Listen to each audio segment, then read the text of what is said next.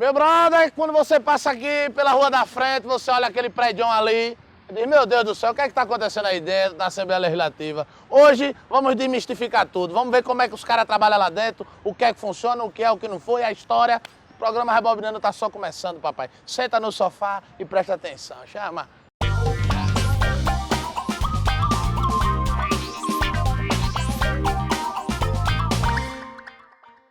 Pois é, meu brother, se liga, viu? O Poder Legislativo em Sergipe, ele foi instituído pela Assembleia Provincial em 1835, lá em São Cristóvão, lá no convento de São Francisco e logo depois na Casa do Balcão, no Palácio do Governo. Só que, meu amigo, depois disso, teve a mudança da capital no dia 17 de março de 1855 e aí a sua nova sede foi instalada no Palácio Fausto Cardoso, aqui na Praça Fausto Cardoso, onde a gente está, que hoje é a Escola do Legislativo João de Seixas Dórias. E aí, meu patrão, se passou-se o tempo e em 1987 a Assembleia Legislativa do Estado de Sergipe se firmou no Palácio do Governador João Alves Filho. E pra gente entender do funcionamento da casa, vamos atrás de todo mundo, meu amigo, dos deputados, líder do governo, oposição, presidente, vamos atrás de todo mundo pra gente destrinchar como é que funciona aqui a LES. Então vamos nessa que tá só começando, chama.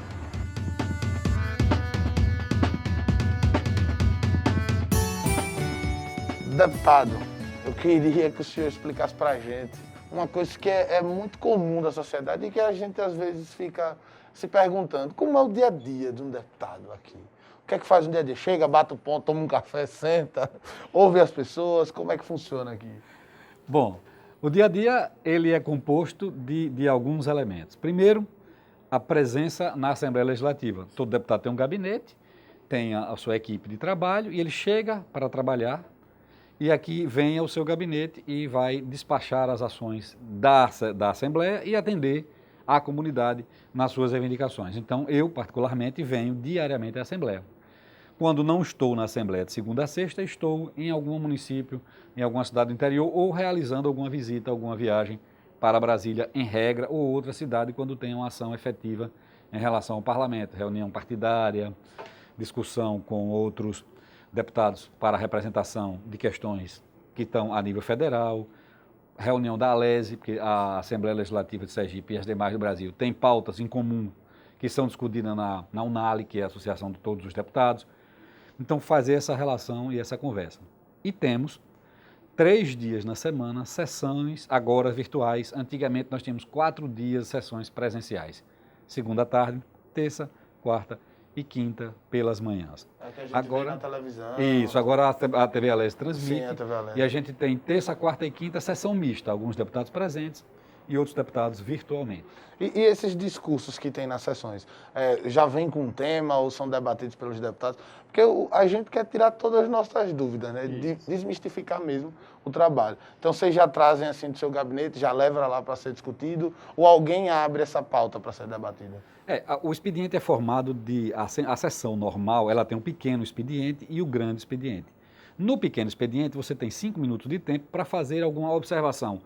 Hoje nós vamos discutir tal e tal projeto, da minha autoria ou de autoria de outro que vai ser apreciado em pauta e eu vou explanar sobre isso, fazer alguma colocação, um resumo do que efetivamente você vai falar no grande expediente ou apenas no resumo você consegue fazer a sua reivindicação e a sua fala, um lembrete, uma observação, mudar o presidente da Petrobras, isso tem tal consequência, enfim, fazer um comentário menor ou mais amplo, dependendo do dia. E tem a réplica ou tréplica e ao final explicação pessoal, que é quando alguém faz uma referência sobre você, algum colega, e no final você olha, na explicação pessoal eu quero falar. Então, depois do grande expediente, você retruca aquilo que foi dito, rebate aquela afirmação, ou concorda, ou agradece, enfim. Essa é a formação do expediente. No meio termo, você tem os projetos, que são apresentados pelos deputados, ou apresentados pelos órgãos, o Ministério Público manda projeto em relação a ele, Tribunal de Justiça em relação a ele, a Defensoria tem autonomia, Tribunal de Contas tem autonomia, então esses órgãos são independentes mandam projetos que são de leis que são aprovados aqui. E o Executivo que manda os seus projetos também para serem aprovados pela Casa, rejeitados, emendados, apreciados, enfim, debatidos de um modo geral. E os projetos dos deputados. Existem também projetos, por exemplo, recentemente nós defendemos um projeto na Casa que era de origem da OAB, que defendia que se você for demitido durante a contratação de um serviço de telefonia, de internet ou de TV a cabo, você pode rescindir o contrato sem pagamento da multa em função da sua demissão. Então, são projetos que tramitam, por exemplo, direito do consumidor e tal.